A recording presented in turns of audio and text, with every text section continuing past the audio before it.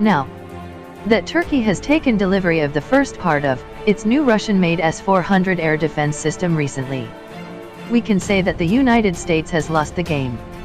Let's check it out. What the reason, the breakdown in the relationship between Turkey and US government.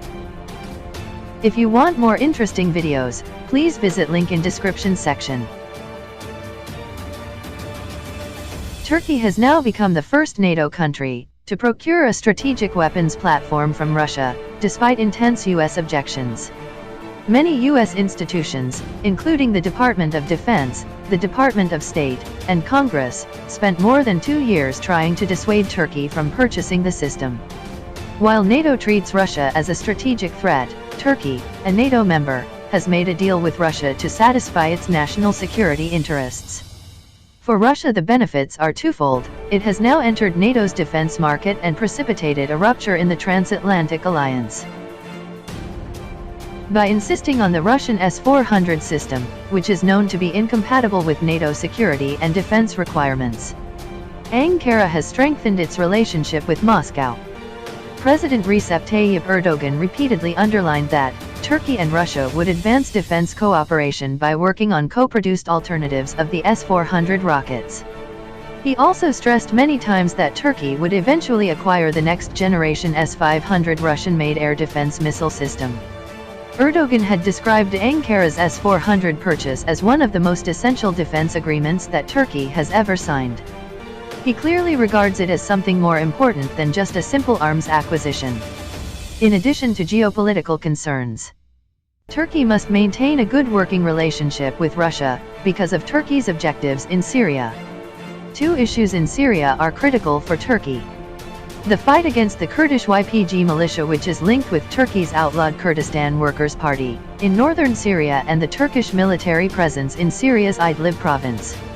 Turkey is not dependent on Russia in Syria, but it does need to manage its relationships with both Russia and the US in order to facilitate its operations there. As far as the US is concerned, Turkey's acquisition of the S-400 system has triggered the risk of sanctions under the 2017 Countering America's Adversaries Through Sanctions Act. In order to maintain, upgrade, and effectively operate the delivered S-400 systems, Ankara will need to continue transacting with Russia, which is likely to result in a spiral effect of COTSA sanctions against Turkey. Already, Ankara is facing exclusion from the F-35 fighter jet program, which includes not only the cancellation of Turkey's F-35 purchase but also the removal of Turkish defense companies from the F-35 production processes. That removal could cost those firms billions of dollars in revenue. President Trump's options are constrained by the legal framework of COTSA. Even if he intends to waive sanctions for national security reasons, Congress, with bipartisan support, could override him and impose sanctions anyway. This would eventually triggering a Turkish countermove against the US. Given the institutional opposition toward Turkey in Washington at the moment, it is not difficult to predict that President Trump will soon be forced to change his position and support sanctions. This could pave the way to potential Turkish responses that will deepen the rift in Turkey-US relations. Turkish leaders have stressed that Turkey's geopolitical vision remains the same in terms of its relations with the rest of NATO. Nevertheless, it seems that the Turkey-US is deteriorating, not only due to Ankara's recent strategic defense purchase but also due to several other foreign and security policy disagreements between Ankara and Washington over regional issues in the Middle East. The breakdown in the relationship between Turkey and the US isn't only about a single weapons system. It also involves several US miscalculations about Turkish security aims. The first and most crucial of these miscalculations involves Washington's misinterpretation of a shift in Turkish foreign policy thinking. Ever since the Arab Spring erupted in 2011, and the Syrian civil war became regionalized, Turkey has gradually adopted a military-driven security policy in its near abroad, particularly in Syria. At the beginning of the Syrian conflict, Turkey and the US shared the same strategic objectives regarding the future of Syria. Both aim to undermine the Assad regime to reshape Syria in the regional geopolitical landscape. Both countries have failed to achieve their strategic objectives because they misread the Syrian uprising. once Iran and especially Russia got involved. US and Turkish goals diverged.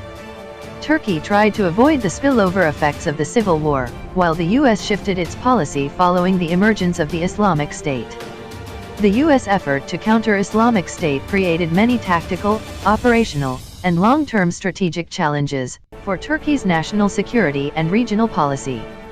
Particularly due to the US alliance with the Syrian Kurdish YPG militia, which has strong ties with Turkey's outlawed Kurdistan Workers' Party.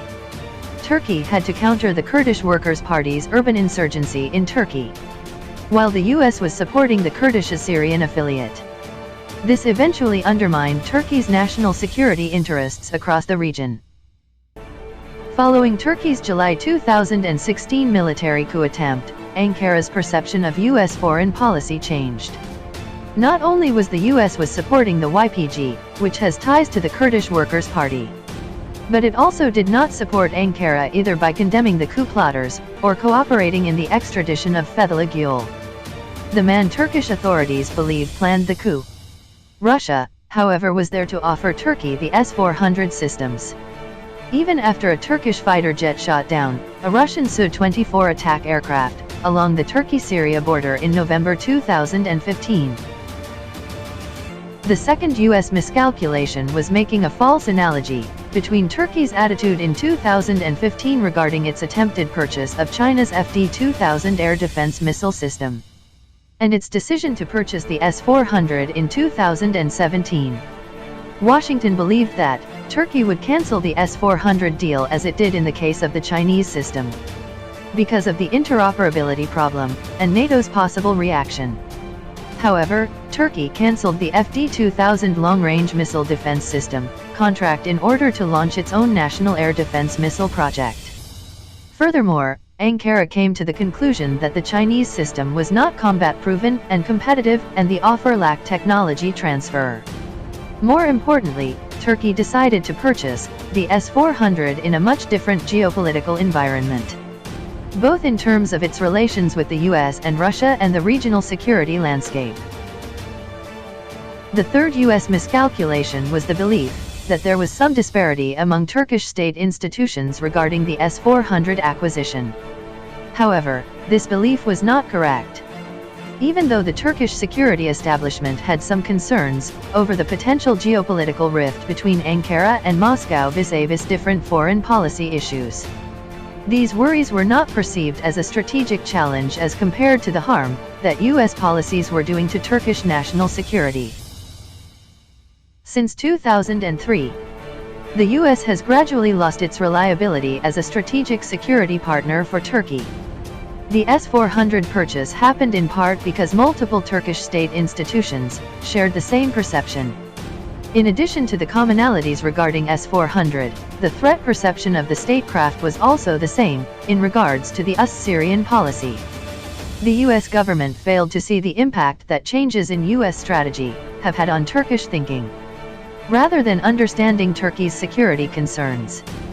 The US, especially Congress, deepened Turkey's security risks by framing Turkey as a challenger, not an ally. Punishing Turkey through legislation is not and will never be a smart strategy. In fact, it is a strategic mistake that will eventually push Turkey towards further alignment with Russia.